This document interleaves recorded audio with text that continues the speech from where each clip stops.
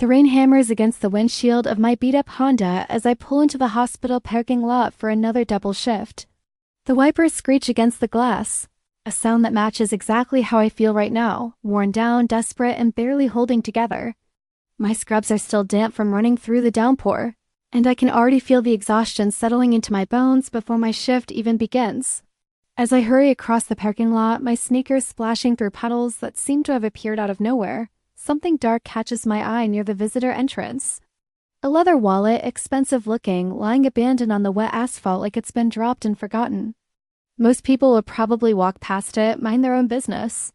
But growing up the way I did, being raised by a mother who cleaned houses for rich families just to keep food on our table, I learned that doing the right thing isn't always convenient. I pick up the wallet, feeling the quality of the leather immediately. This isn't some cheap knockoff from a department store. This is the kind of wallet that costs more than I make in a week. The leather is buttery soft despite being soaked, and it's heavy in a way that suggests it's full of important things. Credit cards, probably cash, identification. Someone is definitely missing this. Back in my car, I flip it open to find some identification so I can return it. The first thing I see is a driver's license with a photo that makes my breath catch in my throat. The man staring back at me from the Illinois license looks like he stepped out of a movie about powerful, dangerous men. Dark hair perfectly styled despite the professional DMV photo, intense brown eyes that seem to look right through the camera, and a jawline that could cut glass.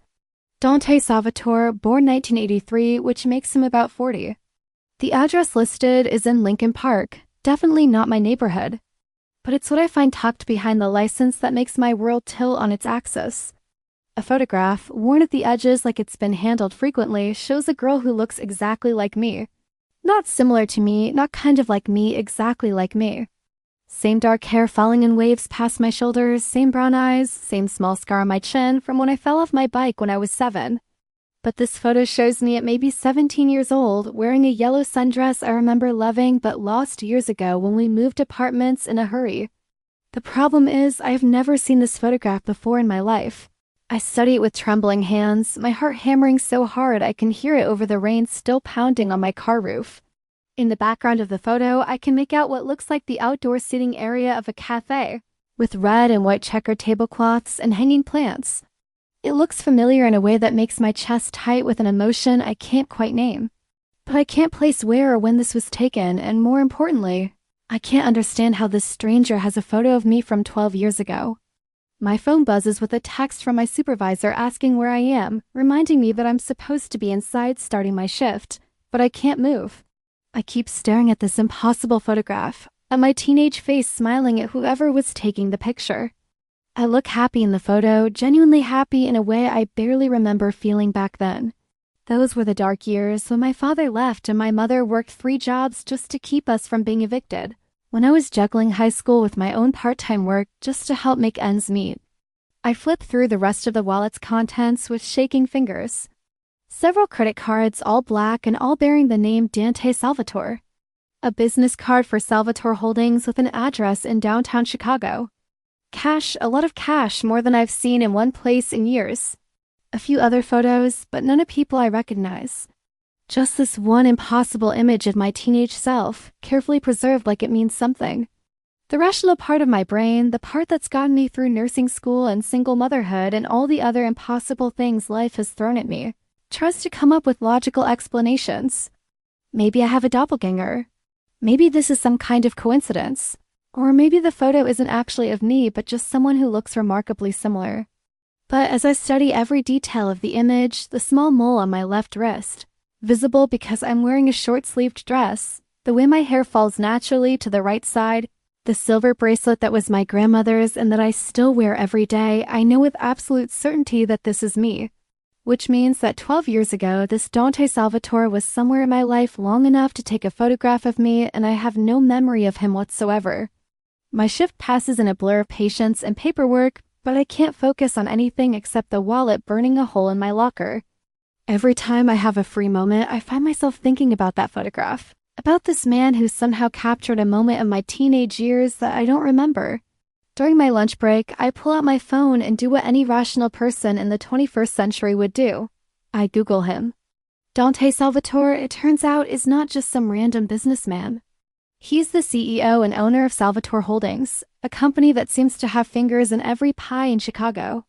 Real estate development, restaurants, import-export businesses, even some construction companies. The photos that come up in search results show the same devastatingly handsome man from the driver's license, usually in expensive suits at charity events or business meetings. In every photo, he looks controlled, powerful, like someone who's used to getting exactly what he wants when he wants it.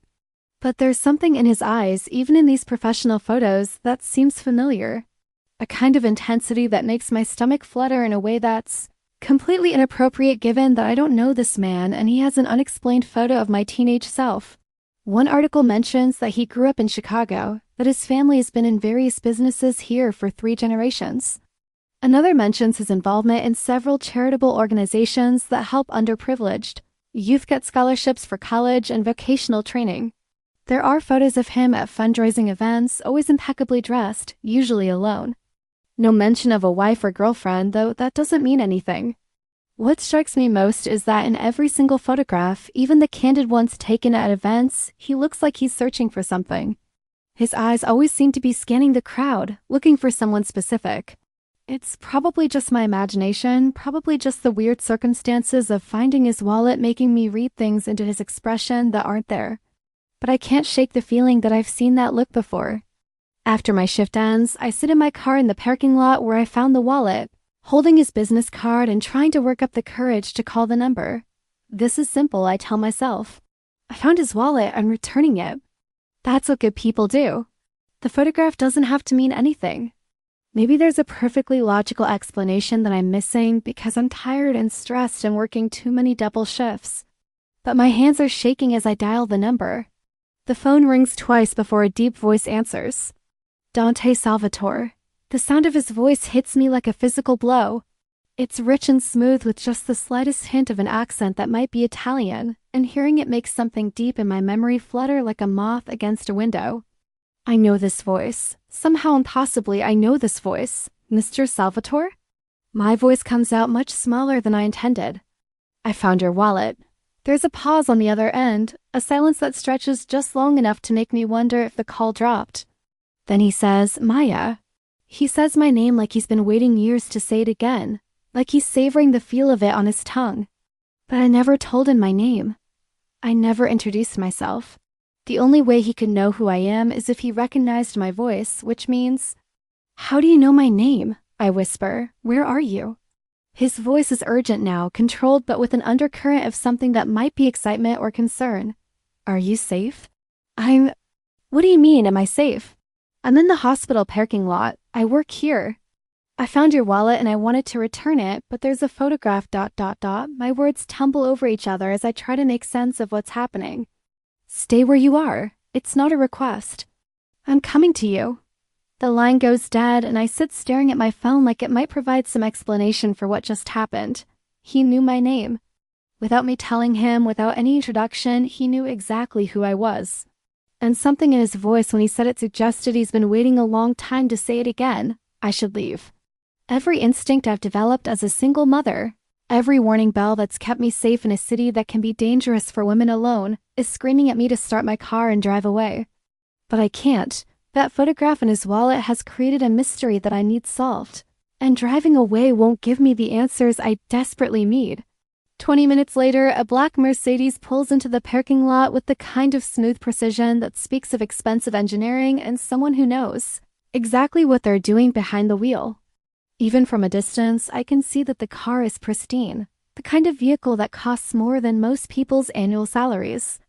It parks 3 spaces away from my beat-up Honda, the contrast between our cars telling the story of 2 very different lives. The man who steps out of the Mercedes is even more imposing in person than he was in the photographs. Dante Salvatore moves with the kind of confidence that comes from never having to question whether you belong somewhere, whether you can afford something, whether people will listen when you speak. His suit looks like it was made specifically for his body. Dark charcoal gray that emphasizes his broad shoulders and narrow waist. But it's his face that makes my breath catch, the strong jawline covered with perfectly groomed stubble. The dark eyes that seem to take in everything at once, and something in his expression that looks almost relieved? He approaches my car slowly, like he's trying not to spook a wild animal. When he's close enough for me to see the details of his face clearly, he stops and simply looks at me through my driver's side window. And in that moment, looking into his dark brown eyes, I remember. Not everything, not the whole picture, but fragments like pieces of a dream I'd forgotten until this moment. A coffee shop with red checkered tablecloths. The smell of fresh bread and espresso. A voice asking if I wanted extra sugar in my cappuccino. Strong hands helping me carry a tray when I was overwhelmed during a busy lunch rush. Dark eyes watching me from across a crowded restaurant, making sure I was okay when my manager was being particularly cruel. Oh my God, I whisper, and he must read my lips because he nods slowly. I roll down my window with hands that feel disconnected from my body. The rain has stopped, but everything still smells like wet asphalt and that clean scent that comes after a storm. Bella's Cafe, I say, and it's not a question. You remember. His voice is soft, almost reverent. I wasn't sure you would. Bella's Cafe? The little Italian place where I worked during my senior year of high school, where I served coffee and sandwiches to help my mother with the bills. The place that closed down just a few months after I started college, torn down to make way for a high-end boutique that I could never afford to shop in. I'd forgotten about it almost completely, the way you forget about painful things that you'd rather not remember. Used to come in, I say slowly, pieces of memory clicking together like a jigsaw puzzle. You always ordered the same thing. Double espresso, no sugar. You sat at the table by the window and you always left a $20 tip, even though your coffee only cost $3. He smiles, and the expression transforms his entire face from intimidatingly handsome to something warmer and more human. You always looked surprised by the tip, like you couldn't believe someone would leave that much money for a cup of coffee. Because no one did. Tips like that didn't happen in my world. I'm staring at him like he's a ghost, which in a way he is. A ghost from a time in my life that I've spent years trying to forget. Why do you have a photo of me? Instead of answering immediately, he glances around the parking lot, noting the late hour and the fact that we're having this conversation in a place that's not entirely private. Can we go somewhere to talk? Somewhere more comfortable than a hospital parking lot? Every safety lesson I've ever learned, every warning about getting into cars with strange men or going to secondary locations, screams at me to say no. But this man isn't exactly a stranger, is he? He's a memory I'd forgotten, a piece of my past that I somehow lost along the way. And the way he's looking at me, with an expression that's part hope and part something that might be longing, makes me think that this conversation is going to change everything. There's a diner about 10 minutes from here, I hear myself saying. Mel's, it's public, well-lit, always busy. He nods like he expected this response. Like he understands exactly why I need the safety of a public place. I'll follow you there. The drive to Mel's diner feels surreal, like I'm moving through a dream that might shatter if I examine it too closely. In my rearview mirror, I can see the sleek black Mercedes following at a respectful distance. Expensive and out of place in this working-class neighborhood where most cars have seen better days. When we pull into the parking lot, I notice how he chooses a spot near the streetlights, visible from inside the diner. It's a small consideration, but it tells me he understands that I need to feel safe. Mel's Diner is exactly what it sounds like, an old-fashioned place with red vinyl booths, checkered floors, and a jukebox that hasn't been updated since 1985. The coffee is strong, the pie is homemade, and the waitresses have been working here longer than I've been alive. It's the kind of place where nobody looks twice at unusual combinations of people, where a woman in scrubs and a man in a $1,000 suit can have a conversation without drawing too much attention. We slide into a booth in the back corner, and immediately I notice how Dante positions himself so he can see the entire restaurant while keeping his back to the wall.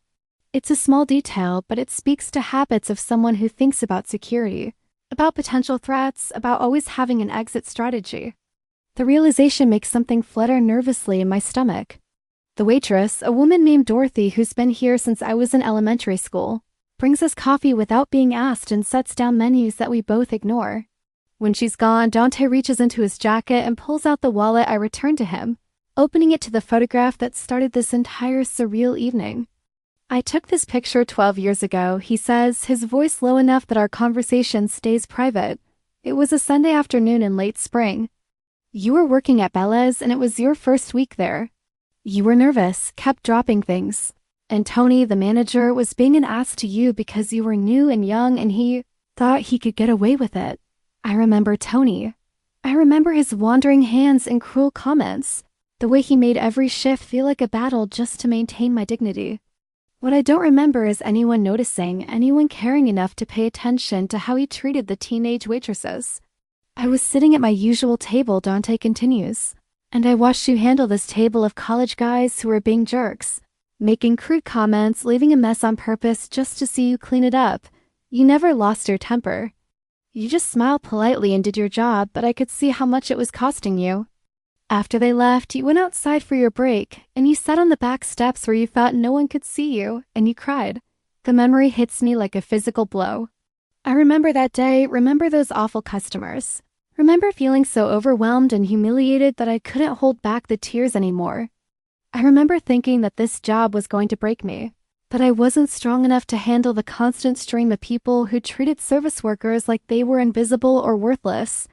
I followed you outside, he says quietly. I don't know what I was planning to do. Offer comfort, maybe, or just make sure you were okay. But then you wiped your tears, took a deep breath, and went back inside with your head held high. You didn't let them break you. You were 17 years old, dealing with things that would have destroyed most people. And you were the strongest person I'd ever seen. Why? My voice is barely a whisper. Why were you watching me? His dark eyes meet mine across the small table, and I see something in them that makes my heart race. Because from the moment I first saw you, I couldn't look away. You were this bright, beautiful, determined girl in a world that was trying to crush your spirit, and you refused to let it happen. You were. You were everything good in the world, everything worth protecting. The intensity in his voice makes me lean back in the booth, suddenly aware of how small this space feels with him across from me. That doesn't explain the photograph, or why you've kept it for 12 years. He's quiet for a long moment, and I watch as he struggles with how much to tell me. Finally, he says, my family ... We've always been involved in various businesses in Chicago. Some legitimate, some less so. I grew up understanding that there are people in the city who prey on the vulnerable, who take advantage of people who don't have power or money or connections to fight back. That cafe where you worked, the building it was in, some of the customers who came through, there were connections to some very bad people. Something cold settles in my stomach. What kind of connections? The kind where young, pretty waitresses sometimes disappeared. Where girls from poor families became opportunities for men who saw them as disposable. His jaw tightens, and I catch a glimpse of something dangerous beneath his controlled exterior. I started coming to that cafe because I heard rumors that it was being used as a hunting ground. I was trying to figure out who was involved, how they were operating. And you saw me, I say slowly, pieces clicking together in a way that makes me feel sick. I saw you, and I realized you had no idea what kind of danger you were walking into every day. You were this innocent, hardworking girl just trying to help your family, and you were surrounded by predators who saw you as prey. He leans forward slightly, his voice intense. I couldn't let anything happen to you, so you protected me. It's not a question. I made sure nothing happened to you. I made sure Tony kept his hands to himself. I made sure the customers who came in with bad intentions found other places to focus their attention. And I took that photograph because ... he trails off, looking almost embarrassed. Because why? Because I wanted to remember you exactly as you were in that moment. Happy and safe and completely unaware that there was someone in the background making sure you stayed that way. He touches the edge of the photograph gently. You were wearing that yellow dress and you just finished your shift. And one of the regular customers, Mrs. Patterson, the elderly lady who always ordered tea and pie, had left you a $10 tip and told you that you reminded her of her granddaughter. You were smiling like someone had just handed you the world. I remember that day too, now that he's described it. Mrs. Patterson with her kind eyes and gentle voice, the way she always asked about my studies and told me I was going to do great things. That $10 tip had meant the difference between eating dinner that night and going to bed hungry, and her kindness had felt like a small miracle. You took a picture of me without my permission, I say, but there's no anger in it. I'm too stunned by this revelation, by the idea that someone was watching over me during one of the darkest periods of my life. I know, it was wrong and I'm sorry. But I needed something to remind me why I was doing what I was doing. You represented everything that was good and innocent and worth protecting in the city. And I ... he stops himself, like he was about to say something too revealing. You what? I fell in love with you, he says simply. Completely, hopelessly, from a distance. You never knew I existed beyond being a customer who left big tips. But I was completely gone for you. The words hang in the air between us like a challenge, like a confession that changes everything. This man, this powerful, dangerous, and possibly handsome man, is telling me he's been in love with me for 12 years. That he's carried my photograph all this time like a talisman, a reminder of something pure and good in his world. That's insane, I whisper. I know. You don't even know me, not really. You knew a 17-year-old girl who served you coffee. I know you better than you think. His voice is gentle but certain. I know you worked 3 jobs to put yourself through nursing school. I know you had your daughter when you were 22 and you've been raising her alone ever since. I know you volunteer at the free clinic on your days off, even though you barely have time to sleep. I know you send money to your mother every month even though you can barely afford your own rent. My blood runs cold. How do you know all of that? Because I never stopped watching over you, Maya, from a distance, always from a distance.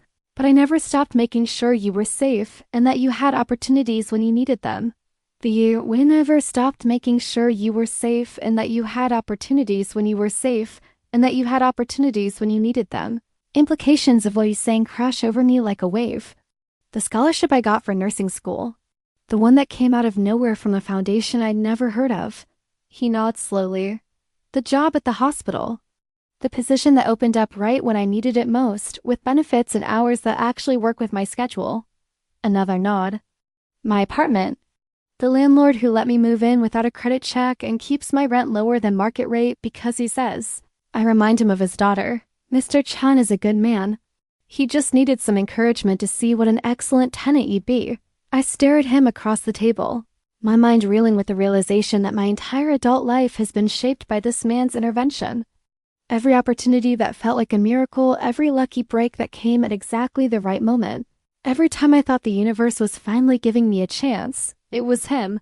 You've been controlling my life for 12 years, I say, and I'm not sure if I'm horrified or grateful. Not controlling, protecting, creating opportunities. Making sure you had choices when you needed them most. He leans back, giving me space to process. I never interfered with your decisions, Maya. Every choice you made, every path you took, that was all you. I just tried to make sure the deck wasn't completely stacked against you. Why? The question comes out as barely a whisper. Why would you do all of that for someone you barely know? His dark eyes hold mine steadily. Because you were the first person I ever met who made me want to be better than I am. Because in a world full of darkness and violence and people who take what they want without caring who they hurt, you were light. Pure, genuine light. And I couldn't stand the thought of that light being extinguished. The sincerity in his voice is overwhelming. This isn't some calculated seduction or manipulation. This is a man laying his soul bare, admitting to 12 years of watching over someone from the shadows like some kind of guardian angel. It's romantic and terrifying and completely insane all at the same time. I need to go home, I say suddenly, the weight of all these revelations crushing down on me. I need to think about this. I need to double quotes, of course. He stands immediately, pulling out his wallet to leave money for our untouched coffee. I'll follow you, make sure you get home safely. No, the word comes out sharper than I intended. No, I need space. I need to process this without you watching over me. Something flickers across his face. Hurt, maybe, or disappointment. But he nods. I understand. But Maya... He reaches into his jacket and pulls out a business card, writing something on the back before handing it to me. If you need anything at all. Please call me. I take the card, noting that he's written what looks like a personal cell phone number on the back. What if I decide I don't want you in my life? What if I want you to stop? Whatever this is that you've been doing. Then I'll stop. His answer is immediate and definitive. I'll disappear from your life completely if that's what you want. But I hope you'll give me a chance to prove that I'm not the monster you're probably thinking I'm right now. I'm not thinking he's a monster, actually. That's part of what's so terrifying about this whole situation. Part of me, a part I don't want to acknowledge, is attracted to the idea of someone caring about me this much. Of having a protector who's been watching over me through all the hardest years of my adult life. It's a fantasy I didn't even know I had until this moment. But it's also completely overwhelming and more than a little frightening to realize that someone has had this much influence over my life without my knowledge. I stand up on unsteady legs, clutching the business card like it might anchor me to reality. I need to go. Maya. His voice stops me just as I'm about to turn away. For what it's worth, I'm sorry. I never meant for you to find out this way. I never meant for you to find out at all, honestly. I was content to just love you from a distance and make sure you were okay. The photograph was supposed to stay private. Then why did you keep it in your wallet?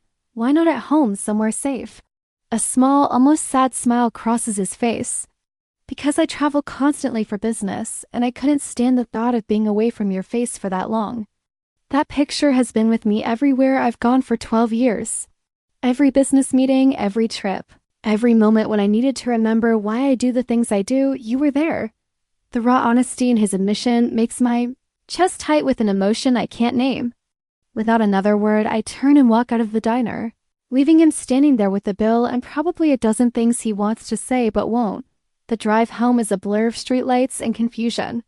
My mind keeps replaying every word of our conversation, every revelation about how deeply this man has been involved in my life without my knowledge. By the time I pull into my apartment complex, I'm no closer to understanding how I feel about any of this. My babysitter, Mrs. Kim from down the hall, is asleep on my couch when I get inside. I pay her quietly and check on Emma, my 5-year-old daughter, who's sleeping peacefully in her bed with her favorite stuffed elephant clutched against her chest. Looking at her innocent face, I'm struck by a sudden fear about what Dante's presence in my life might mean for her safety. He said he was protecting me from dangerous people, but what if being connected to him puts Emma at risk? I spend the night lying awake, staring at the ceiling and thinking about yellow dresses and mysterious scholarships and the way Dante's eyes looked when he admitted he'd been in love with me for 12 years. I think about all the times in my life when I thought I caught a lucky break, when opportunities appeared out of nowhere just when I needed them most. How many of those moments were actually him working behind the scenes to make my life easier? It should make me angry, this manipulation of my circumstances. It should feel like a violation of my independence, my autonomy, and part of it does. But there's another part of me, a part I'm ashamed to acknowledge, that feels grateful. Relieved, even. The knowledge that someone was watching over me during the hardest years of my life, making sure I didn't fall through the cracks completely, is oddly comforting. When Emma wakes up the next morning, chattering about her dreams and asking for pancakes, I try to focus on normal things. Getting her dressed for kindergarten, packing her lunch, walking her to the bus stop like I do every weekday morning. But even these routine activities feel different now, colored by the knowledge that somewhere in the city, there's a man who cares about whether Emma and I are safe, whether we have enough to eat, whether we're happy. After Emma leaves for school, I sit at my small kitchen table with Dante's business card in front of me and try to figure out what I want to do next. The logical part of my brain says I should cut all contact with him. That getting involved with someone who operates in the shadows of Chicago's power structure is dangerous for both Emma and me.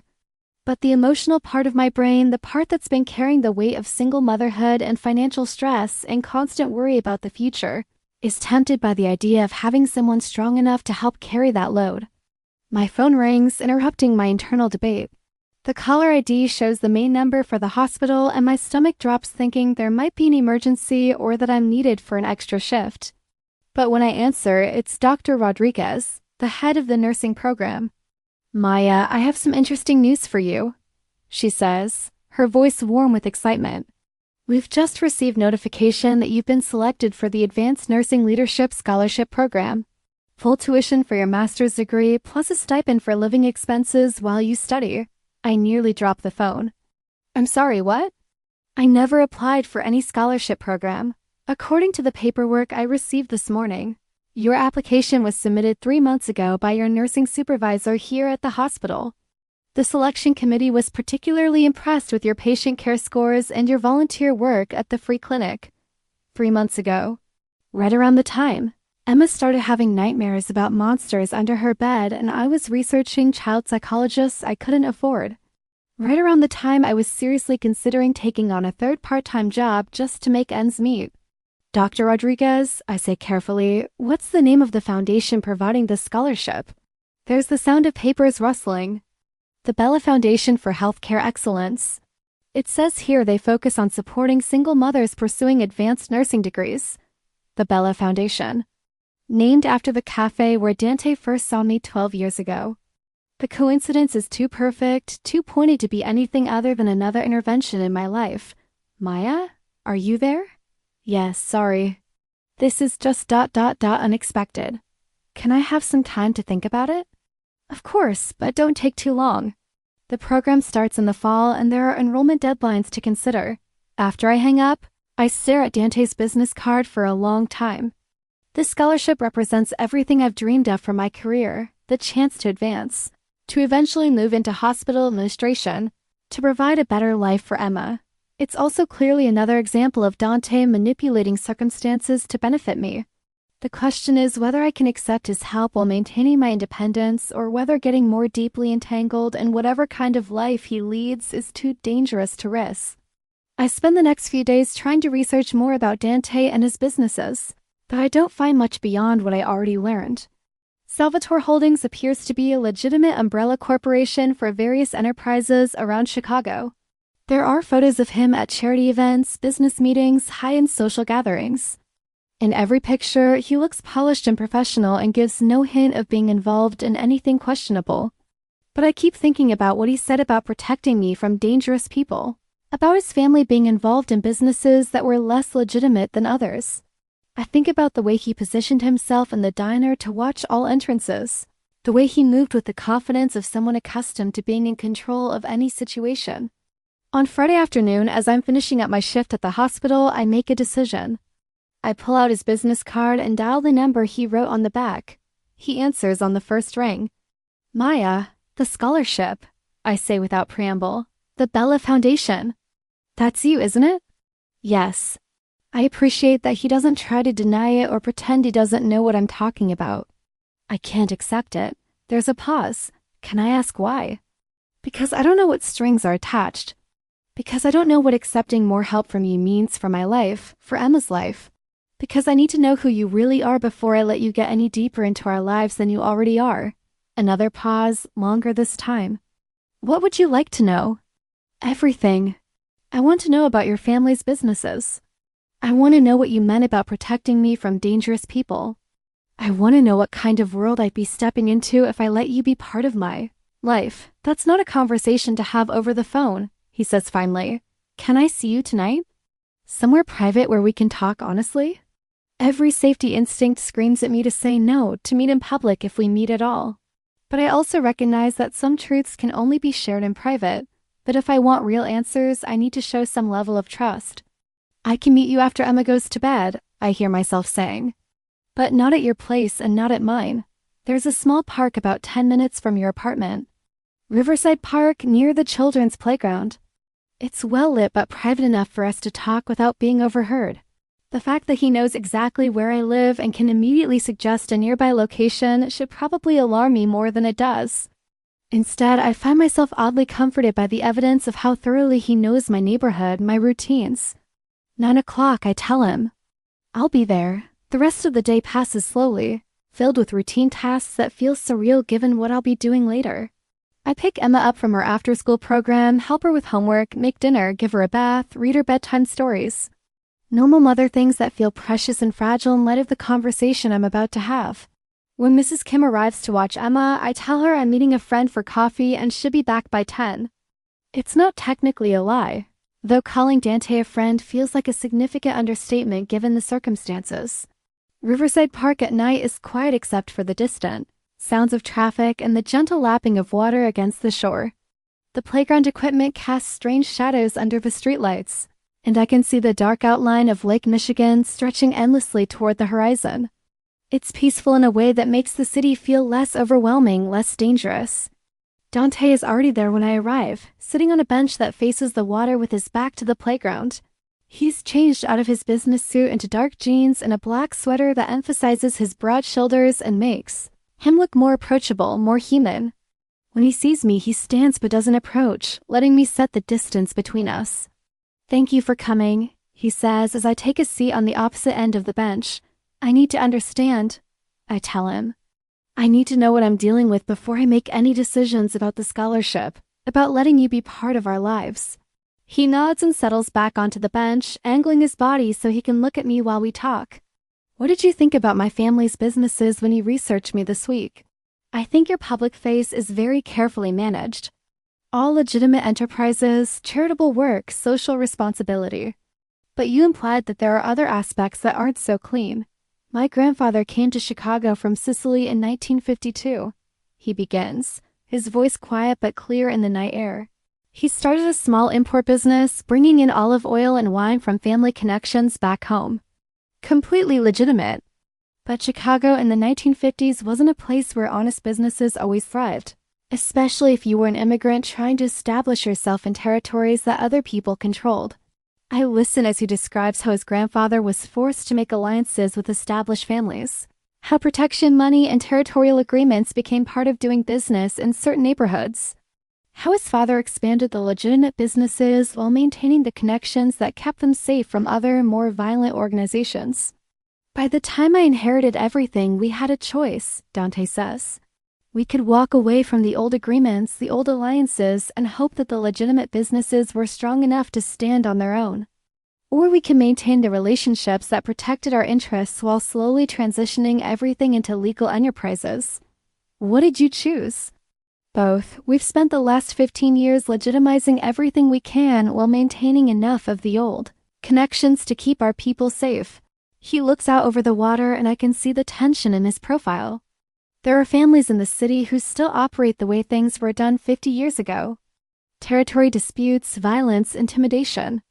We've managed to stay out of most of it, but we can't isolate ourselves completely without making enemies. So you're saying you're part of the mafia but trying to go legitimate?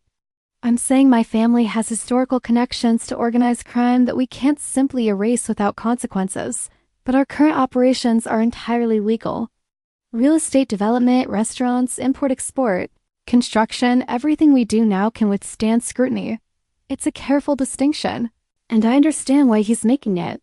He's telling me that while his family's past is complicated, their present is clean. But he's also acknowledging that walking away from certain relationships entirely could be dangerous.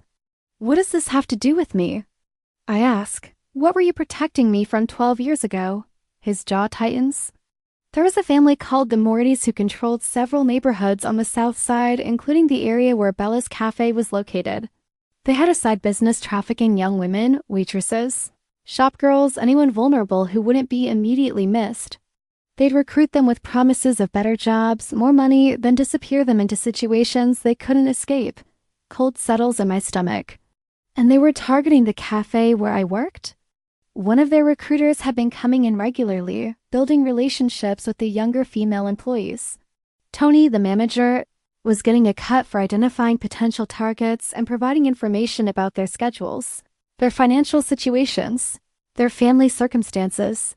I remember Tony's inappropriate questions about my home life, his interest in whether I had family who would look for me if I disappeared, his suggestions about other job opportunities that might pay better. At the time, I thought he was just being creepy. The reality was much worse. You were exactly the kind of target they looked for, Dante continues. Young, beautiful, financially desperate, isolated. No father around to ask questions, mother working multiple jobs and not always available. You were supporting your family, so an offer of better money would have been tempting. So you stepped in.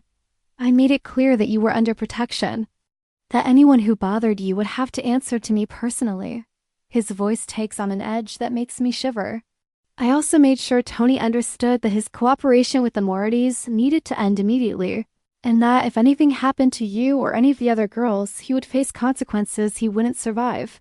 What happened to the Mortys? They're no longer a concern. The finality in his voice suggests I shouldn't ask for details about what that means. Part of me doesn't want to know exactly what methods he used to neutralize the threat they represented. You saved my life, I realize. I saved your freedom. There's a difference. He turns to look at me directly. You saved your own life, Maya. Everything you accomplished, everything you became, that was all you. I just made sure you had the opportunity to become it. We sit in silence for a moment, the weight of these revelations settling between us. The idea that I was so close to being trafficked, that my teenage naivety could have led to horrors I can barely imagine, makes me feel sick and grateful at the same time. The scholarships, the job opportunities, the apartment, I say finally. How long were you planning to keep intervening in my life? As long as you needed it, he answers honestly. As long as it took for you to be strong enough, established enough, that you didn't need protection anymore. And now? Now you're a skilled nurse with a solid job, a good reputation, financial stability. You've built a life that can stand on its own. You don't need my protection anymore. But you're still offering the scholarship, because you deserve the opportunity to advance your career, and I have the resources to make that happen. Not because you need saving, but because I want to see you achieve everything you're capable of achieving. I study his profile in the streetlight, trying to understand the distinction he's making. What do you want from me, Dante? Why tell me all of this now? You could have kept the secret forever. He's quiet for a long time, and I watch as he struggles with how to answer. Finally, he says, because loving someone from a distance for 12 years is both everything and nothing. I know your favorite coffee order and how you look when you're tired after a double shift and the way you sing to Emma when you think no one can hear. But I don't know what your laugh sounds like when you're truly happy, or how you like to spend lazy Sunday mornings, or what your dreams are beyond just surviving. The raw honesty in his voice makes my chest tight. You want more. I want everything. I want the right to love you openly instead of from the shadows. I want to take you to dinner and meet your daughter properly and be someone you can count on for more than just anonymous help. He turns to face me fully. But I also understand that wanting something doesn't mean I deserve it, and that the way I've been part of your life might make trust difficult. It does make trust difficult, I admit, knowing that you've had so much influence over my circumstances without my knowledge. It makes me question every decision I've made, every opportunity I've had. How much of my life has been real versus how much has been you pulling strings behind the scenes? Every choice you made was real, he says firmly. I created opportunities, but you decided whether to take them. I removed obstacles, but you did the work. I made sure you were safe, but you're the one who survived and thrived and built something beautiful with your life. I want to believe him. More than that, I want to believe that accepting his help wouldn't compromise my independence, that letting him into my life wouldn't put Emma in danger, that this fairy tale of having a powerful protector who's been in love with me for 12 years could somehow work in reality. If I said yes to the scholarship, what would you expect in return? Nothing, he says immediately. The scholarship has no conditions attached beyond maintaining good grades and completing the program. Whether you want to see me again after tonight is entirely your choice. And if I said I wanted to try whatever this is between us, what would that look like? A small smile crosses his face, the first genuinely happy expression I've seen from him. It would look like dating Maya. Dinner, movies, conversations about things other than my family's complicated history. Getting to know each other as adults instead of as a mysterious protector and the woman he's watched from afar. What about Emma? What about your businesses and the dangers that might come with them? Emma's safety would be my highest priority always. As for my businesses, I told you the truth. Everything we do now is legitimate. The old connections still exist, but they're more like insurance policies. Relationships that keep us safe without requiring us to participate in anything illegal. It sounds almost too good to be true. This idea that we could have a normal relationship despite the extraordinary circumstances that brought us together. But looking at him in the soft streetlight, seeing the hope and vulnerability in his expression, I find myself wanting to believe it's possible. I need time, I tell him. This is a lot to process, and I need to think about what's best for Emma. Of course. Take all the time you need. But I will consider the scholarship. If it really has no strings attached, if it's just an opportunity to better my career, then I'd be foolish not to at least consider it. It's yours if you want it. Regardless of anything else that happens between us. I stand up, suddenly aware that we've been talking for over an hour and that Mrs. Kim is probably wondering where I am. I should get back. He stands as well. And for a moment, we're close enough that I can smell his cologne, something expensive and warm that makes me want to step closer instead of away. Maya, can I ask you something? Sure. When you found that photograph before you knew who I was or what it meant, what did you think about it? I consider lying, giving some neutral answer that doesn't reveal how much the image affected me. But if we're going to try honesty, I might as well start now. I thought about how happy I looked in that picture. How genuinely happy. I couldn't remember the last time I'd seen myself smile like that. And it made me sad to realize how long it's been since I felt that kind of joy. Something shifts in his expression, a softening that makes him look younger, more vulnerable. I'd like to be the reason you smile like that again. The simple statement hits me harder than any flowery declaration of love could. It's not about possession or control or some fantasy of sweeping me off my feet. It's about wanting to bring happiness into my life, to be a source of joy instead of just protection. I'll call you, I tell him, when I've had time to think everything through. I'll wait, he says, and somehow I know he means it. That he'll wait however long it takes, just like he's been waiting for 12 years already. The walk back to my car feels different than the walk to the park. I'm still processing everything he's told me, still trying to understand the full implications of having someone like Dante in my life. But I'm also thinking about the way he looked when he said he wanted to make me smile, about the possibility of having someone who cares about my happiness as much as my safety.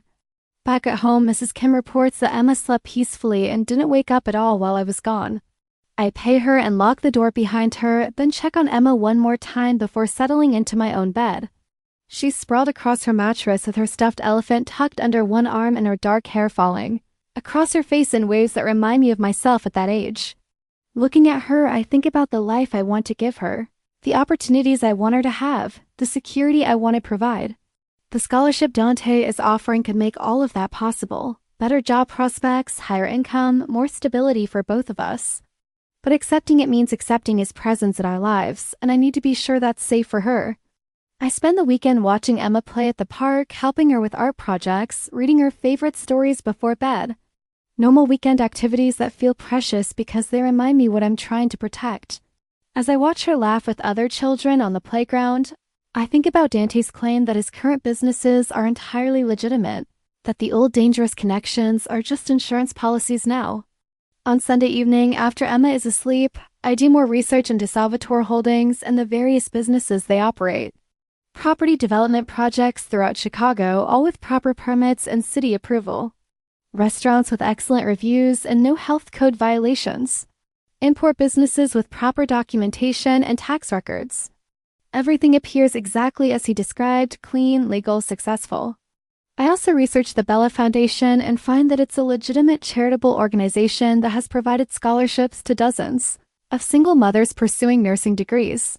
The recipients all seem to be real people who've gone on to successful careers, and there are no red flags or concerning patterns beyond the obvious fact that the foundation seems particularly interested in helping women from circumstances similar to mine.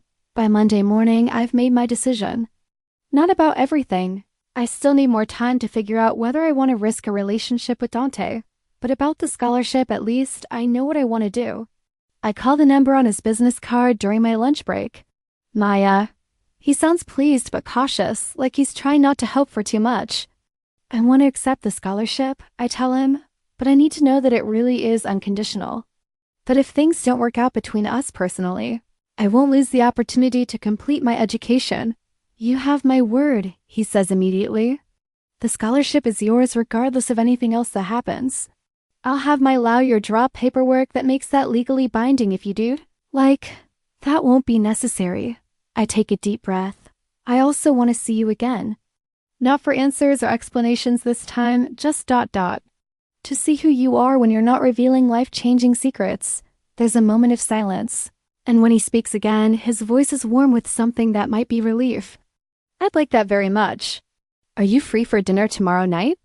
I'll need to arrange childcare, but yes, somewhere public, casual. I'm not ready for anything too fancy or intimidating. There's a little Italian place called, known as about 15 minutes from your apartment. Family-owned, great food, relaxed atmosphere. Does 7 o'clock work? Perfect. After we hang up, I sit in the hospital break room feeling like I've just made a decision that will change everything. It's terrifying and exciting and completely outside my comfort zone. But for the first time in years, I'm allowing myself to hope that maybe, just maybe, I deserve something more than just survival. The next evening, I spend an embarrassing amount of time trying to figure out what to wear.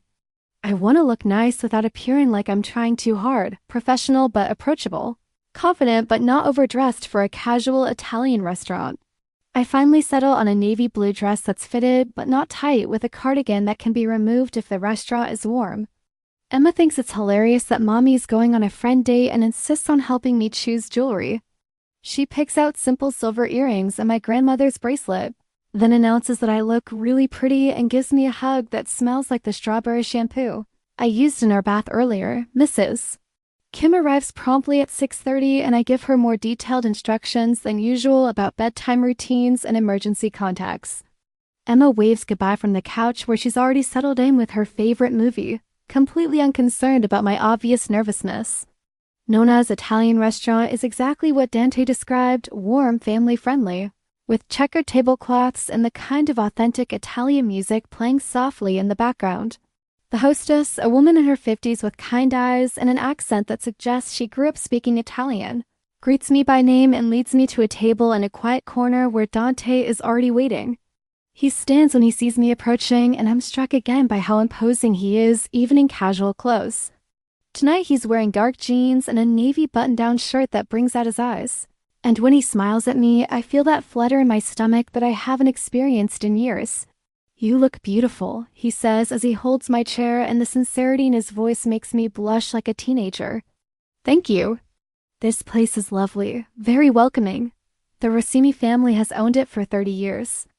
Best homemade pasta in the city, and they treat everyone like family." He settles into his chair across from me. "I hope you're hungry." The next 2 hours pass more easily than I expected.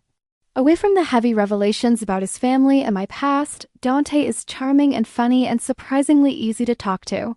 He asks about my work at the hospital, listens intently as I describe some of my more challenging cases, and shares stories about his own experiences that reveal a man who genuinely cares about the people who work for him. "Tell me about Emma," he says as we're sharing a dessert that the restaurant owner insisted we try. "What's she like?" I smile, feeling the familiar warmth that comes whenever I talk about my daughter. She's amazing. Curious about everything, fearless in the way only 5-year-olds can be. She wants to be a veterinarian when she grows up because she thinks all animals deserve to be healthy and happy. She sounds wonderful.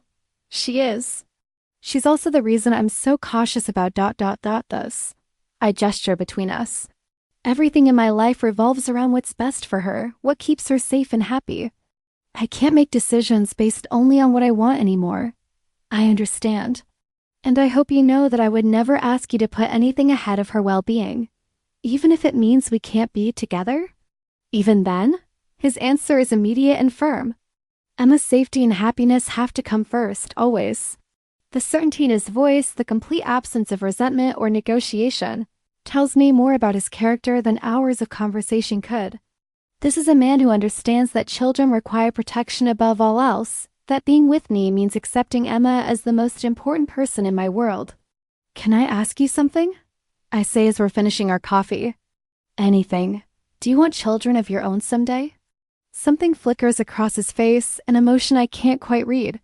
I always assumed I would, eventually. But to be honest, I've spent so many years thinking about you and Emma that I can't imagine wanting a family that doesn't include both of you. The admission makes my breath catch. The idea that he's thought about Emma as part of his future, that he's considered what it would mean to be a stepfather, suggests a level of commitment that both thrills and terrifies me. That's a lot of pressure to put on a relationship that hasn't even really started yet, I point out. You're right. I don't want you to feel pressured or like I have expectations you need to meet. He leans forward slightly. I just want you to know that I'm not looking for something casual. I'm not interested in dating you for a few months and then moving on when someone else catches my attention. I've been waiting 12 years for the chance to be with you. If you give me that chance, I'm not going to waste it. The intensity in his voice makes it clear he means every word. This isn't a game to him, isn't some conquest he's trying to achieve. This is a man who has loved me from a distance for over a decade and is finally asking for the opportunity to love me openly. I should probably go, I tell him, suddenly overwhelmed by the implications of everything he's saying. "Mrs. Kim has school tomorrow and I should get back to Emma." "Of course." He signals for the check, but when it arrives, I reach for my purse. "Let me pay for my half," I insist. "Absolutely not." His tone is gentle but non-negotiable. "I asked you to dinner, so dinner is my responsibility. Dante, I can pay for my own meal. I have a job, I'm not a charity case." "I never said you were." He covers my hand with his, and the contact sends warmth up my arm. But I was raised to believe that when a man takes a woman to dinner, he pays for dinner. It has nothing to do with your ability to pay and everything to do with my desire to take care of you. The old-fashioned sentiment should probably irritate my independent feminist sensibilities. Instead, I find it oddly charming, especially coming from someone who clearly respects my independence in other ways. Fine, I concede. But next time I'm choosing the restaurant and I'm paying. Next time? His smile is radiant. I was hoping there would be a next time, but I wasn't sure. There will be a next time, I hear myself saying. As long as you understand that we're taking this slowly. I need time to see how this works, how you fit into our lives, before I can make any bigger decisions. I understand completely. We'll go as slowly as you need. He walks me to my car, and there's a moment of awkwardness as we stand in the parking lot trying to figure out how to end the evening. Do we shake hands? Hug? Kiss? The uncertainty makes me feel like a teenager again, inexperienced and nervous about making the wrong move. Dante seems to sense my indecision because he steps closer and gently takes my hands in his. Thank you for tonight, Maya, for giving me the chance to show you who I am outside of all the complicated history. Thank you for dinner. And for being patient with all my questions and concerns. You should question everything. You should be cautious. Emma's safety depends on you making smart decisions about who you let into your lives. He leans down and presses a soft kiss to my cheek, and the contact is warm and gentle and over too quickly. Drive safely, he murmurs against my ear. Text me when you get home so I know you made it safely. The drive home passes in a blur of replayed conversations and racing thoughts. Dante was everything I could have hoped for tonight. Charming without being overwhelming. Attentive without being possessive, interested in my life without trying to control it. But I'm also acutely aware that we've only scratched the surface of what a real relationship would look like. Back at my apartment, I pay Mrs. Kim and check on Emma, who's sleeping soundly with her elephant and apparently dreamed about nothing more exciting than a talking dog who helped her find buried treasure in the backyard. Normal 5-year-old dreams that remind me how important it is to protect her innocence. To make sure that whatever decisions I make don't bring danger or complexity into her simple, happy world. I text Dante as promised, a simple message letting him know I'm home safely. His response comes back immediately. Sweet dreams. Maya, I had a wonderful time tonight, lying in bed. I think about the way he said my name when he first saw me at the restaurant, like it was something precious he'd been waiting to say. I think about his hands covering mine in the parking lot, about the way he listened when I talked about Emma, about the sincerity in his voice when he promised to put our safety first. For the first time in years, I allow myself to imagine what it would be like to have a partner. Someone to share the daily responsibilities of parenthood. Someone to talk to about work frustrations and small victories. Someone to make decisions with instead of carrying everything alone. The possibility is both thrilling and terrifying, especially when that someone comes with the kind of complicated history that Dante carries. But as I drift off to sleep, I'm smiling. Because for the first time since Emma was born, I'm thinking about my future in terms of possibilities rather than just survival, and that feels like a kind of miracle all by itself. The next few weeks develop a comfortable rhythm. Dante and I see each other twice a week, once for dinner, once for more casual activities like coffee or walks in the park. He's introduced me to his favorite bookstore, a small independent shop where the owner greets him by name and recommends new novels based on authors I've mentioned enjoying. I've shown him the community garden where Emma and I volunteer on Saturday mornings, and he's proven surprisingly knowledgeable about growing vegetables. Slowly, carefully, I'm getting to know the man behind the mysterious protector. I learned that he reads voraciously, especially history and political biographies. That he speaks fluent Italian and passable French, learned during summers spent with relatives in Europe. That he has a dry sense of humor and a habit of sending me funny articles from news sites during my long shifts at the hospital. More importantly, I'm learning that he means what he says about putting Emma first. When I had to cancel a dinner date because she came down with strep throat, he showed up at my apartment an hour later with soup from my favorite deli and children's movies for Emma to watch while she recovered. He didn't invite himself in, just handed me the bag and told me to call if I needed anything else. When Emma's school had their annual spring carnival, I mentioned it in passing, not expecting him to be interested. But he asked thoughtful questions about what kinds of activities they'd have. whether parents were expected to volunteer if there was anything Emma was particularly excited about. And when the day arrived, he appeared with a stuffed elephant he'd won at one of the game booths, claiming he'd been in the neighborhood and thought Emma might like it. Emma, for her part, has accepted his occasional presence in our lives with the adaptability that children possess. She knows he's Mommy's friend Dainty, who brings good presents and always remembers to ask about her drawings from art class. She doesn't question why he's around more often or why I smile differently when I talk about him. She just adds him to her small circle of trusted adults and moves on with the serious business of being 5 years old. It's during one of our Saturday morning walks through the neighborhood that I realize how much my life has changed in the past month. Not just because of Dante's presence, but because of how his presence has allowed me to relax in ways I didn't even realize I needed. I'm sleeping better, laughing more, feeling hopeful about the future instead of just focused on getting through each day. Penny for your thoughts, Dante says as we pause at a crosswalk. I was just thinking about how different everything feels now, I admit. More stable somehow. Like there's room in my life for things beyond just work and Emma and survival. He takes my hand as we cross the street, a gesture that's become natural over the past few weeks. And how does that feel? Scary, I answer honestly, but also really good. I'd forgotten what it was like to have things to look forward to make plans that aren't entirely about necessity. Such as the scholarship program starting in the fall. Such as the possibility of eventually buying a house instead of renting. Such as taking Emma on a real vacation someday instead of just day trips to free museums. I pause. Such as having someone to share all of that with. We've stopped walking and Dante turns to face me fully.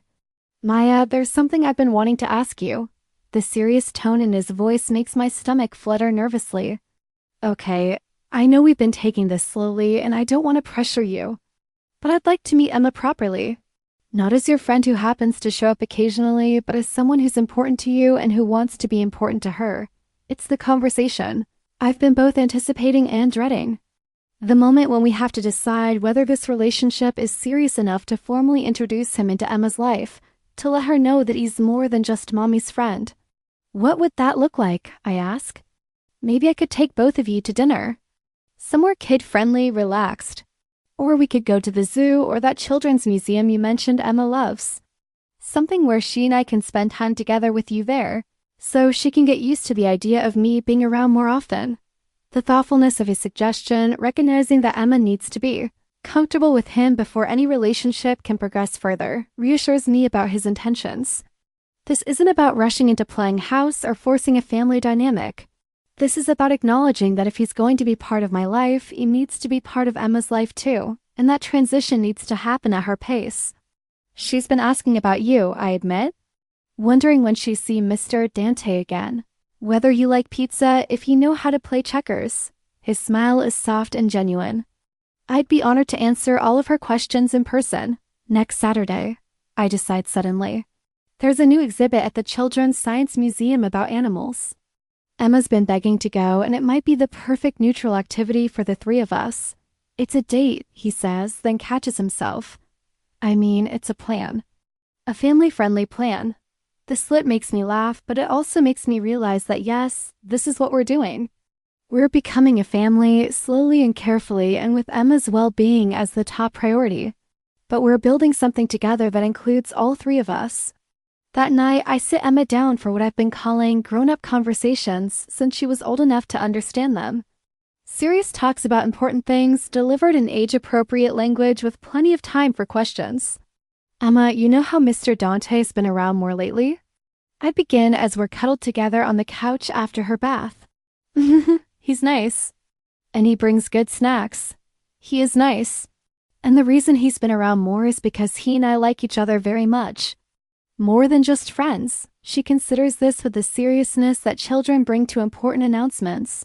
Like boyfriend and girlfriend? Yes, like boyfriend and girlfriend. How do you feel about that? Does that mean he'll come to more things with us, like the museum and the park? Would you like that? Yeah. He knows lots of stuff about animals, and he said next time he comes over he'll bring me a book about elephants. She pauses, chewing on her bottom lip the way she does when she's thinking hard about something. Mommy, does this mean you're not sad anymore?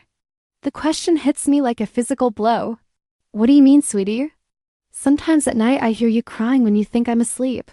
And sometimes you look really worried even when we're doing fun things. But lately you've been singing in the shower again, and you smile when you look at your phone. The fact that my 5-year-old has been monitoring my emotional state, worrying about my happiness even while dealing with her own childhood concerns, makes my chest tight with a mixture of love and guilt. Sometimes grown-ups do feel sad, even when they love their little girls very much, I tell her carefully. But you're right that I've been happier lately, and Mr. Dante is part of that. He makes me feel less worried about things. Good, she says with the matter-of-fact authority of childhood. I like when you're happy, and I like Mr. Dante too. He talks to me like I'm a real person, not just a little kid, out of the mouths of babes.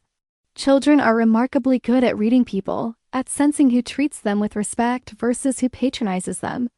The fact that Emma has already made this distinction about Dante tells me something important about his character. So you're okay with him being around more?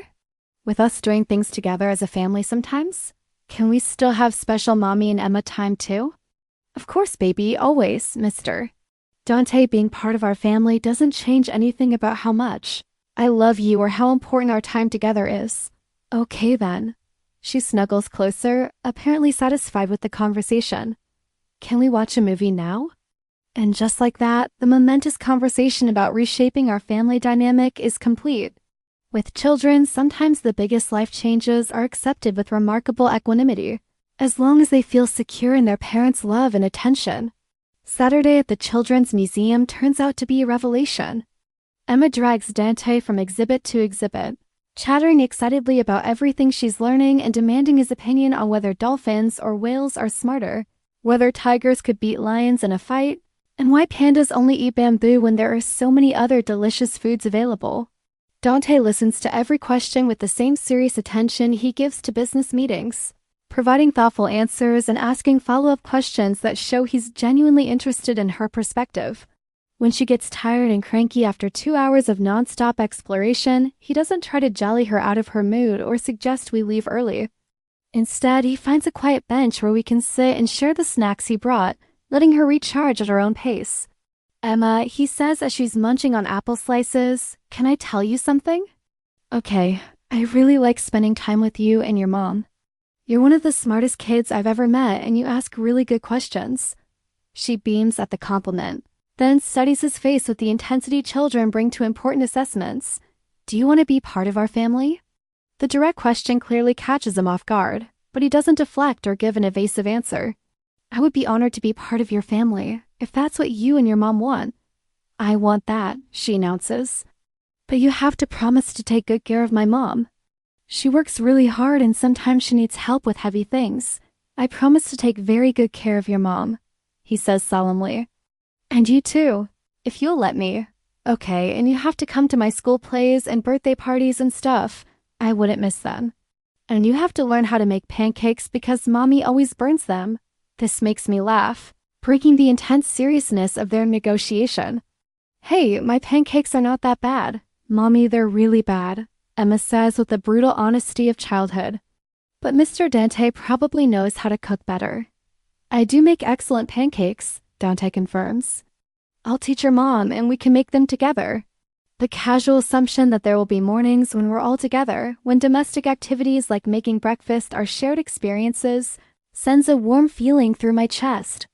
This is what family looks like, not grand gestures or dramatic declarations, but the simple promise of pancakes and school plays and someone to help carry heavy things.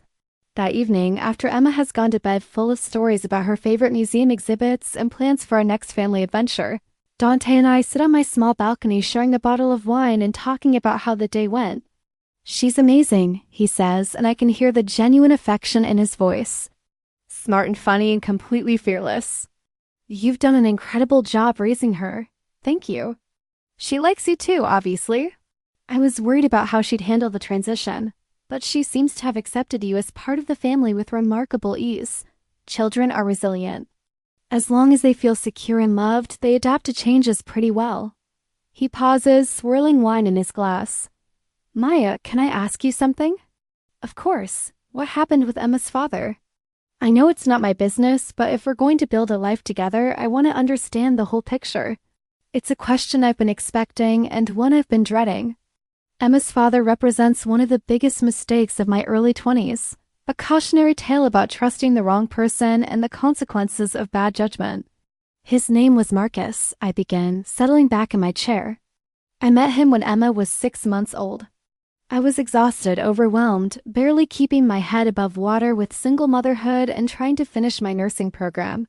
He was charming, good-looking, said all the right things about wanting to help me, about loving Emma like his own daughter. Danny's expression darkened slightly, like he already knows this story doesn't end well. For about 6 months, it was wonderful. He helped with Emma, contributed to household expenses, made me feel like I wasn't completely alone in the world. I started thinking about marriage, about giving Emma a stable father figure, about having the family I'd always wanted. What happened? I discovered he was married. The words still taste bitter, even after all these years. Had been the entire time we were together. Wife, 2 kids of his own, house in the suburbs. I was the naive single mom he visited twice a week when he told his wife he was working late.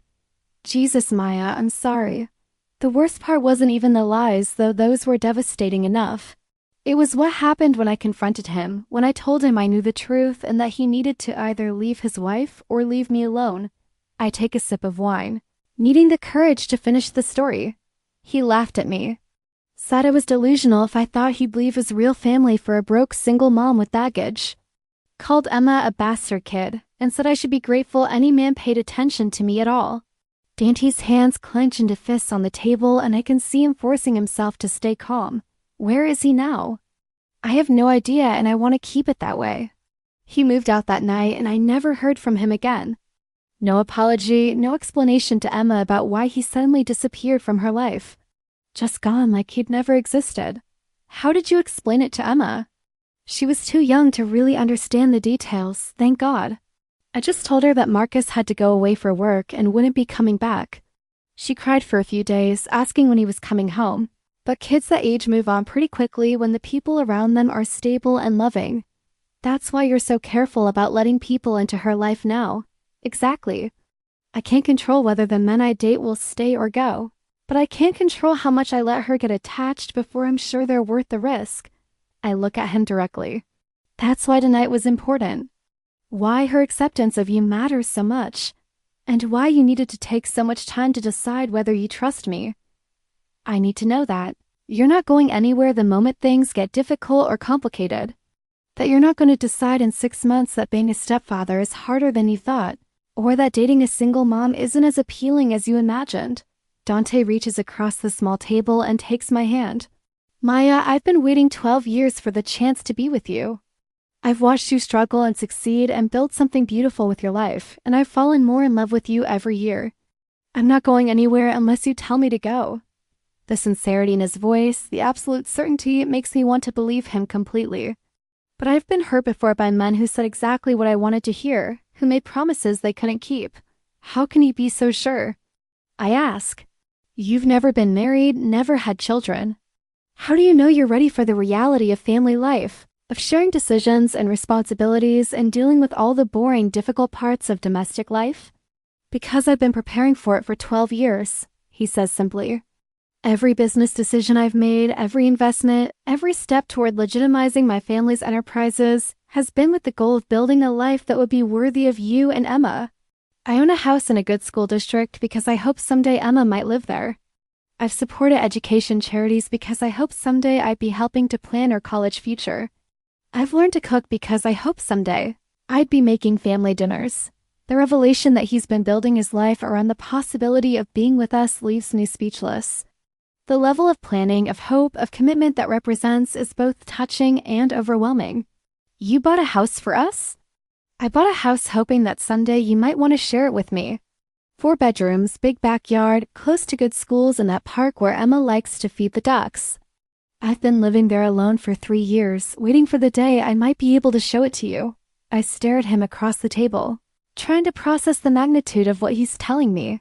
This man has been planning our life together for longer than Emma has been alive, building a future around the hope that someday I might love him back.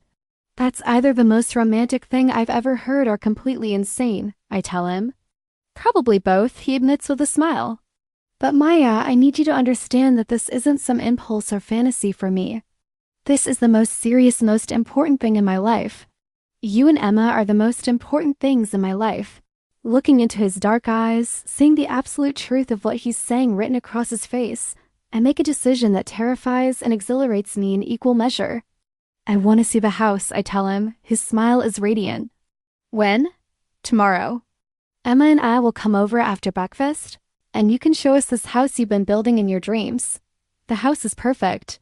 Not perfect in a magazine spread way, but perfect for us. Perfect for a small family that's learning to become something bigger. The kitchen has enough space for Emma to help with cooking without getting underfoot, and windows that let in enough natural light to make even morning coffee feel cheerful. The living room has built-in bookshelves that are clearly meant to be filled with children's stories and art projects and family photos. Emma's reaction to the backyard is immediate and enthusiastic. She races around the large space, exploring the tire swing hanging from the old oak tree, the garden beds that are clearly maintained but waiting for someone to plant flowers, the deck that's perfect for barbecues and outdoor games.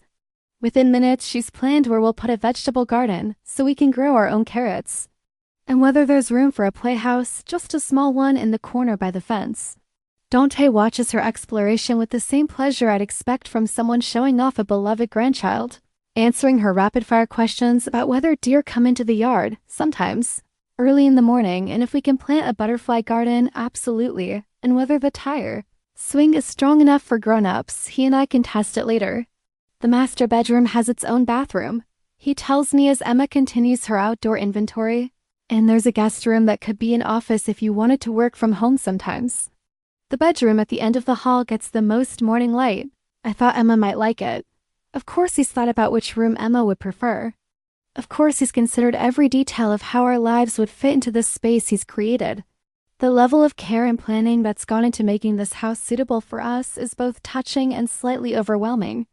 Dante, this is beautiful, but it's also way more than I could ever afford to contribute to. The mortgage on a place like this has to be enormous, and I can't let you just support us financially. The house is paid for, he says quietly. And even if it wasn't, I don't want or need you to contribute financially. What I need is for you and Emma to be happy here, to make it feel like a home instead of just a house I've been waiting in. I need to contribute something. I need to feel like I'm bringing value to this relationship beyond just accepting your generosity. He stops walking and turns to face me fully. Maya, you're bringing everything.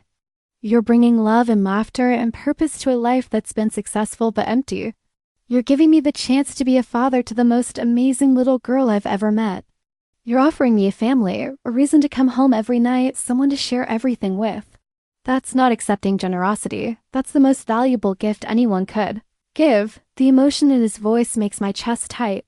Looking around this house that he's prepared for us, seeing Emma playing in the yard like she belongs here, I can picture the life we could build together. Sunday morning pancakes in the cheerful kitchen, family game nights in the comfortable living room, quiet evenings on the deck after Emma goes to bed. If we did this, I say carefully, if we moved in here and tried to build a life together, what would that look like day to day? What would your expectations be? I'd expect to wake up next to the woman I love and have breakfast with my family before going to work. I'd expect to come home to people who are happy to see me, to help with homework and bedtime stories and all the ordinary things that make life meaningful. He pauses.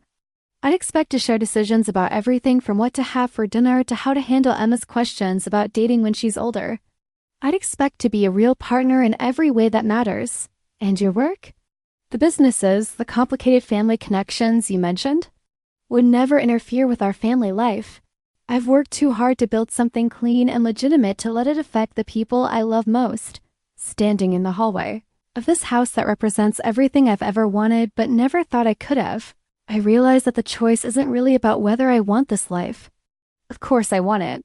The choice is about whether I'm brave enough to trust that it's real, that this man who's loved me from a distance for 12 years is capable of loving me up close for the rest of our lives. Mommy, Emma's voice calls from the backyard. Come see the perfect spot for a hammock. We should go look at Emma's hammock location, I tell Dante, postponing the moment when I have to give him a real answer about our future. But as we walk outside together to join Emma in her enthusiastic planning of our potential new life, I'm already thinking about which of my few possessions would fit in those empty bedrooms.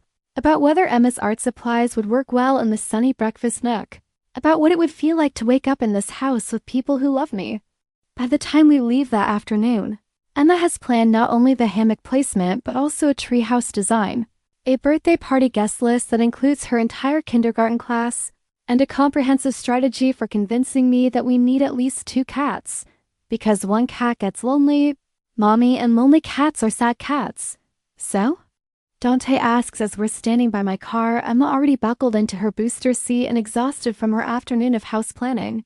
So I think Emma has decided for all of us, I tell him, gesturing toward where my daughter is already falling asleep with a smile on her face. And what do you think? I look back at the house, at the life he's offering us, at the future that suddenly seems not just possible but inevitable. I think I'm ready to stop being afraid of happiness. His smile is like sunrise. Is that a yes? That's a yes to trying. A yes to saying if this beautiful dream you've built can work in reality. A yes to trusting that you mean everything you've said about loving us and protecting us and being the partner I never thought I'd find. He steps closer, close enough that I can see the emotion shining in his dark eyes. Maya Rodriguez, I have been waiting 12 years to hear you say that.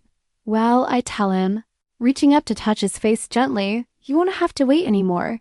When he kisses me, soft and gentle and full of 12 years of longing, I taste the promise of Sunday morning pancakes and shared bedtime stories and all the ordinary miracles that make a life worth living. And for the first time since I became a mother, I let myself believe that maybe, just maybe, I deserve this kind of happiness. 3 months later, we're officially a family. The moving process is surprisingly smooth, partly because I don't own much that's worth moving and partly because Dante has thought of everything. Movers for the furniture, unpacking help for the first week, childcare for Emma during the most chaotic days so she doesn't have to deal with the stress of boxes and disruption. Emma adapts to her new house with the resilience of childhood, claiming her sunny bedroom and decorating it with the confidence of someone who finally has enough space for all her art projects and stuffed animals. The tire swing becomes her favorite after-school activity, and she's already made friends with the neighbor kids who come over to play in our spacious backyard. Dante adapts to family life with an enthusiasm that would be touching if it weren't also slightly overwhelming. He learns Emma's school routine, her favorite bedtime stories, her preferred method for making hot chocolate. He attends parent-teacher conferences and soccer practice and the kind of mundane family activities that he approaches with the same seriousness he brings to million-dollar business deals. I adapt more slowly, still catching myself waiting for something to go wrong, for this happiness to be revealed as temporary or conditional. But gradually, as weeks turn into months and our daily routines become natural rather than planned, I begin to trust that this life is real. The scholarship program starts in the fall, and having Dante's support makes it possible to balance advanced coursework with work and family responsibilities. He takes over Emma's bedtime routine on nights when I have late classes, helps her with homework when I'm studying for exams, and never once complains about the additional responsibilities that come with being part of a family where education is a priority. I'm proud of you, he tells me one evening as I'm reviewing study notes for an upcoming test on healthcare administration. Watching you pursue your dreams while being an amazing mother is inspiring. Even when I'm stressed and cranky and the house is a mess because I'm too busy studying to clean. Especially then. He kisses the top of my head as he passes my chair. Emma's learning that women can be brilliant and ambitious and loving all at the same time. That's a gift you're giving her. It's moments like these when he says exactly what I need to hear without being asked that remind me why I fell in love with this man who spent 12 years planning a life around the hope of being with me. But it's the smaller moments that really convince me this is going to work long term. The way he automatically checks that Emma has brushed her teeth before bed. The way he remembers that I prefer my coffee with just a splash of cream. The way he listens when I complain about difficult patients or demanding professors, offering solutions when I want advice and just supportive listening when I need to vent. Most importantly, it's the way he's integrated himself into our lives without trying to change who we are or how we do things. Emma and I still have our special movie nights and weekend pancake breakfasts and bedtime story rituals. But now we also have family game nights and backyard barbecues and someone who makes sure the car is serviced and the gutters are cleaned and all the practical things that single mothers usually handle alone. Maya, he says one Saturday morning as we're all making breakfast together, or rather, as he and Emma are making breakfast while I sit at the counter with coffee and provide moral support. I'm only half listening, distracted by watching Emma carefully measure flour for pancakes with the serious concentration she brings to important tasks. I love our life together. The simple statement, delivered without fanfare while he's flipping bacon and Emma is chattering about her plans for the day, hits me with unexpected force. Not because it's a surprise, but because it's so perfectly, quietly true. I love our life together too, I tell him, and I realize that somewhere along the way, I stopped waiting for something to go wrong and started simply enjoying the reality of being happy. Emma looks up from her measuring cup with a satisfied smile. I love our life together 3, she announces. And I love that we're all going to live together forever and ever.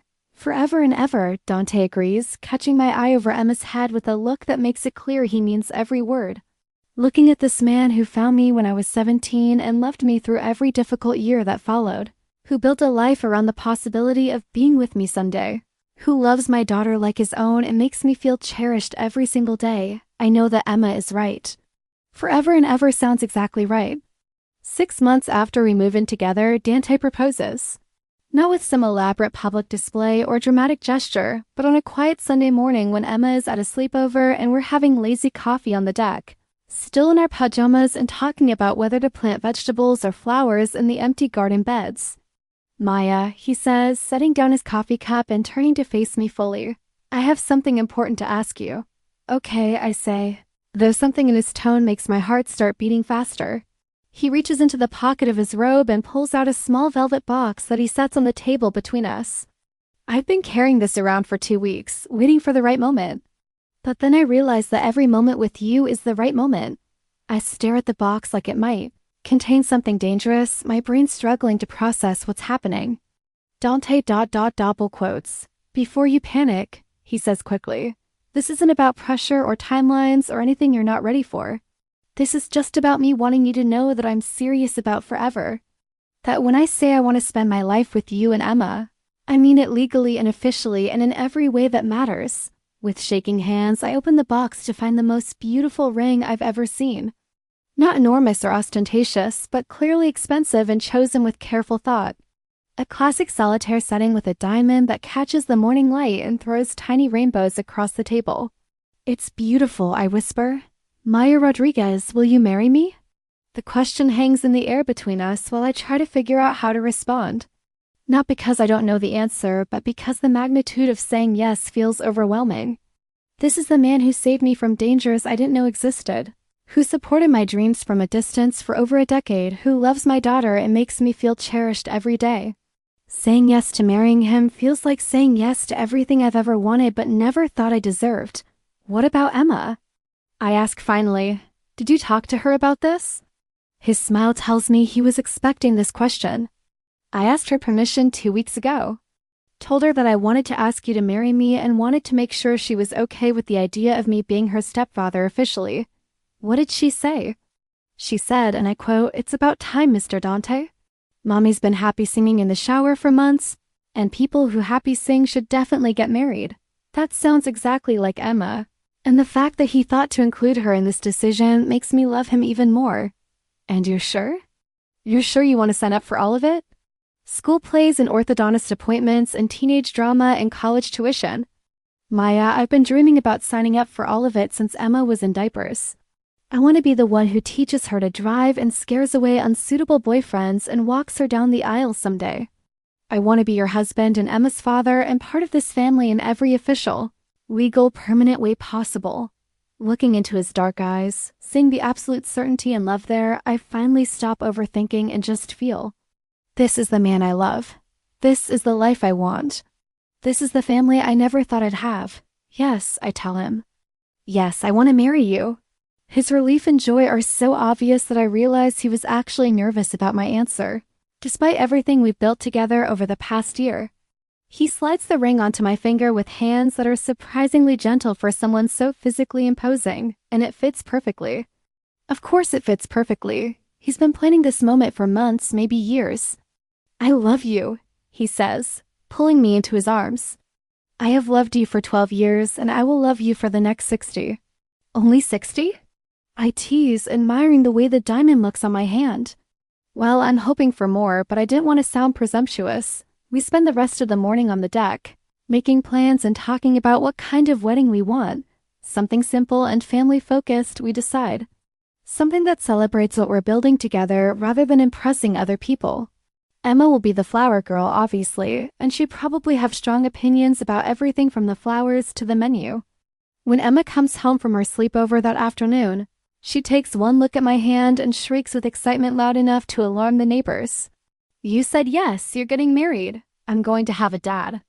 She launches herself at both of us with a kind of enthusiasm that only children can muster, chattering about wedding dresses and whether she can invite her entire class and whether this means we can finally get those cats she's been campaigning for. One thing at a time, I tell her, laughing at her rapid-fire wedding planning. "But yes, Mr. Dante is going to be your stepfather officially." "Not stepfather," Dante corrects gently. "Just father." "If that's okay with you, Emma." She considers this with the seriousness she brings to all important decisions. "Will you still love me even when I'm cranky or when I forget to brush my teeth?" "Especially then. Will you come to my school things and help with my homework and make sure I eat vegetables?" "Every single day." "Will you love Mommy forever and always and never leave us?" "Forever and always," he promises solemnly. "No matter what. Okay then. You can be my dad." She hugs him tightly, then pulls back to look at both of us seriously. "But I still want those cats." 3 months later, we're married in the backyard of our house, surrounded by the people who matter most.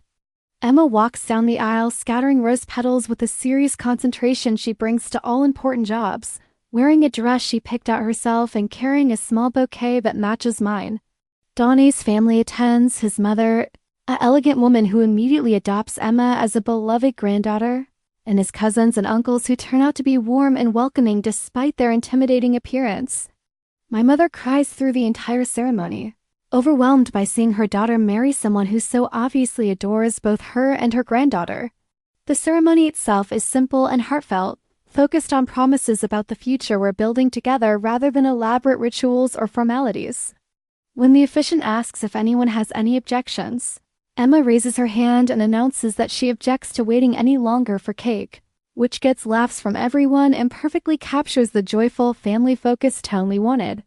Later, as we're dancing to our first song as husband and wife while Emma spins around us in circles, I think about the journey that brought us to this moment.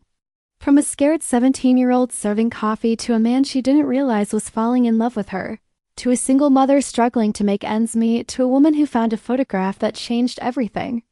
"No regrets?" Dante asks as he spins me gently, mindful of Emma dancing around our feet. "No regrets," I confirm. "Just gratitude for whatever cosmic forces decided that we deserve this kind of happiness." "I prefer to think of it as fate," he says. "Some things are just meant to be." Looking around at our wedding reception, small and intimate and filled with people who love us, I have to agree. Some things are just meant to be, even when they take 12 years to unfold. Even when they start with a lost wallet and an impossible photograph. Even when they require more faith and courage than you think you possess. Sometimes the most beautiful love stories are the ones that happen slowly, patiently, with someone who's willing to wait as long as it takes for you to be ready to be loved.